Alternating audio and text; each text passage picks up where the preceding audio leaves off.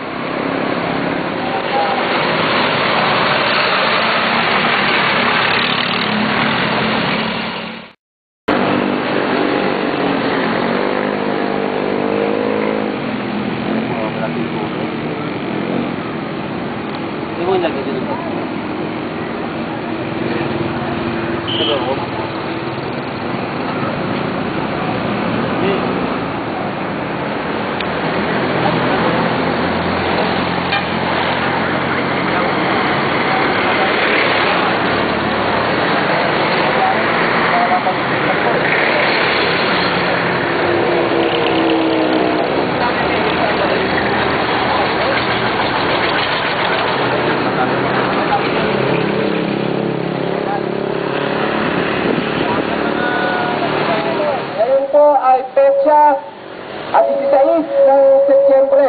17. At 17 ng September. Kaya nga po, nakakalungkot isipin.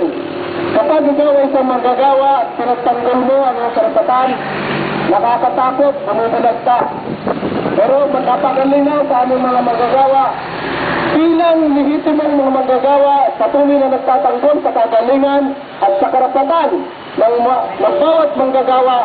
Patuloy kaming lalaban para ipagtanggol ang napagwagyanan namin na ito ay ang desisyon ng Korte Suprema. Malapit na po yung anniversary sa pagpatay sa aming Pangulo. Nakakalungkot isipin sapagkat magtatatlong taon na hanggang ngayon wala pa ring linaw kung sino ang pumatay sa presidente namin. Subalit sa aming mga manggagawa, malinaw para sa amin ang kumikitin ng buhay.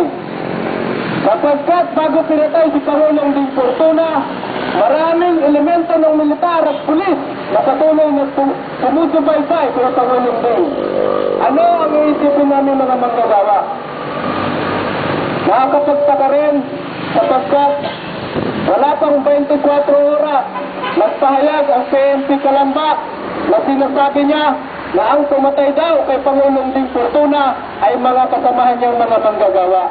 Isang kasinungalingan po ito sapagkat si Pangulong Ding Fortuna ay napakabait. Kung kinakailangan ibuwis namin ang aming buhay para sa aming presidente, gagawin po namin. Kaya wala pong dahilan at isa pong kasinungalingan ang sinasabi ng PNP na kasamahan din ni Pangulong Ding ang pumatay sa kanya.